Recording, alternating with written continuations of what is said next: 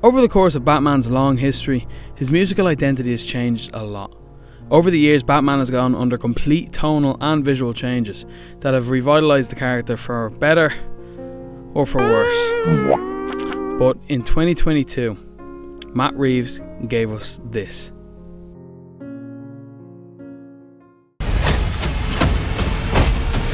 Whoa, take it easy, sweetheart. Hear everything they say, ain't you? Maybe we're not so different. Who are you under there? Batman has had so many different themes over the years. The 60s show went for a campy and frantic style. Tim Burton's Batman had a heavy and slow theme by Danny Elfman. Hans Zimmer's score for Christopher Nolan's Dark Knight trilogy is dynamic and very character focused. A Dark Knight.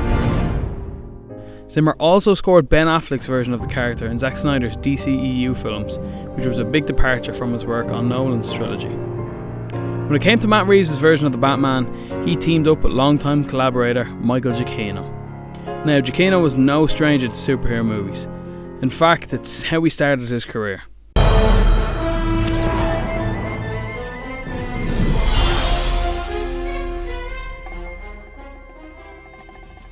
The Incredibles and his work in the MCU like Doctor Strange, the Spider-Man trilogy, Thor Love and Thunder, and Werewolf by Night show that he knows his way around a superhero movie. A common problem of the MCU is that its soundtracks often feel like an afterthought. Of course, there are exceptions like Black Panther, Captain America, and the Avengers. Some of the assembly line aspects of a lot of the MCU films mean that the score falls by the wayside, so Reeves and Giacchino did something very different. This version of Batman is so different than the others we've seen. He's young, he's only 2 years into his career, and he doesn't even know if the Batman is working. The score is treated like another character in the story. It shows us exactly what kind of world these characters are living in. Giacchino's main theme is simple and effective. His Batman theme revolves only around 2 notes.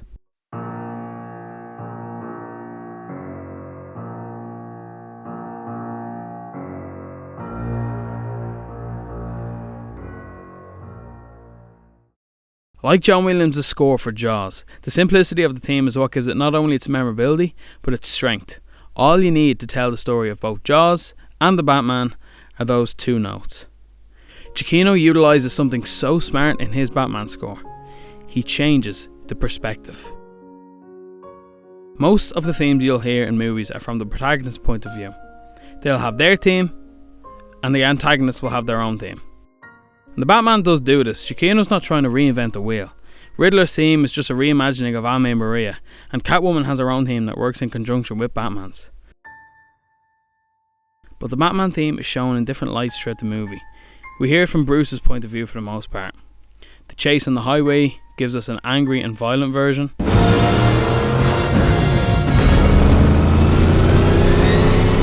The quieter moments like Bruce confronting Alfred in the hospital shows a softer and more melancholy version. You were only a boy, Bruce.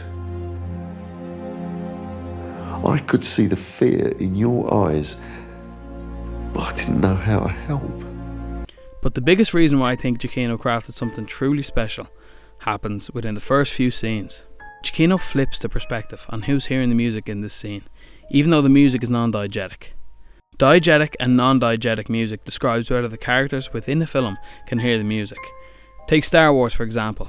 Luke isn't able to hear Binary Sunset when he's looking onto the Tatooine suns, non-diegetic. But when he's in the Mos Eisley Cantina, he can hear the band music. While the gang members in this scene can't hear the music, the way the music is orchestrated gives off the impression that it is what they're hearing. This is a brilliant technique that shows Giacchino is a master of his craft.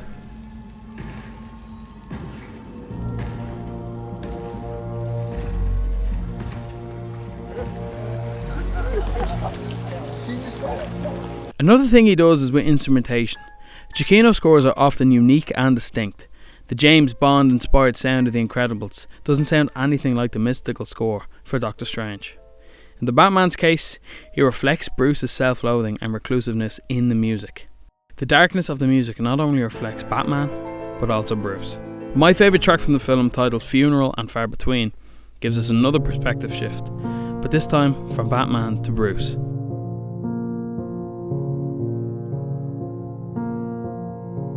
The main theme is still there, played by solo piano, but other than some strings halfway through the piece, there's no other support. This is Giacchino showing us the character of Bruce Wayne. In this story, even when Bruce is not donning the mask, he is still very much the Batman. This reflects Bruce's character at this point in his career. Bruce doesn't care about his public life or perception, he is solely focused on the Batman. The lack of any other instruments in this piece show, although Batman can't be seen, he's very much still there. Speaking of the piano, Giacchino is no stranger to it. His most famous work, Married Life from Up, shows how powerful a solo piano can be.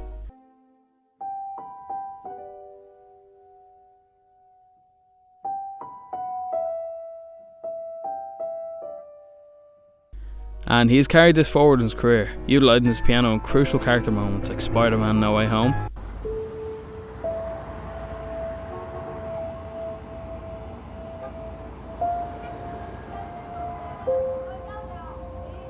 Jojo Rabbit,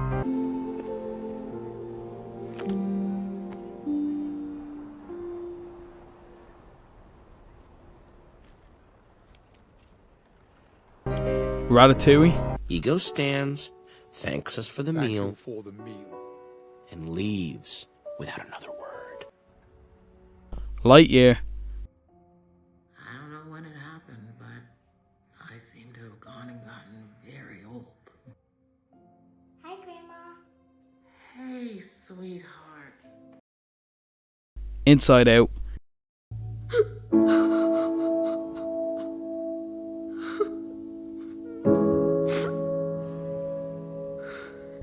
War for the Planet of the Apes,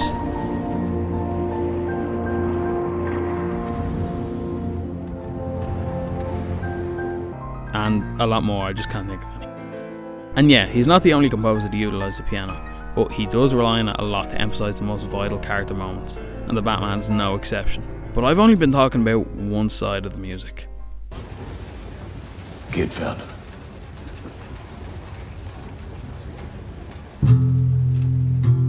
Was there anyone else in the house when you arrived?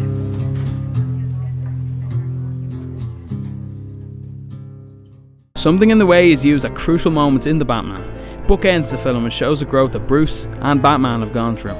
Now, the bass line in Something in the Way mirrors the Batman theme, which might seem like a smart move, but it was a complete accident. When I first saw the cut of the movie, I was realizing, oh wait, these actually work together really well. They weren't different keys, but we had to, once we put it in the right key, it was like, oh, they actually work well together. Yeah, because Batman has that bum, bum, bum, bum, bum. So it's a different rhythm, but it's the same, it fits in the same way. They complement each other. Yes, they complement each other. So that was like a complete lucky strike. Right. You know, completely lucky on that one. All these touches that Giacchino put into the movie, intentional or not, gives the music a central core that brings the Batman to a whole new level. The score for The Batman works because both Matt Reeves and Michael Giacchino understand that you don't always need a huge, busy score to showcase the characters and story. They know Batman has been reinvented time and time again, and will definitely be reinvented even after this trilogy is done. But they know that their interpretation for The Dark Knight gives us a new perspective, an insight into the man behind the mask.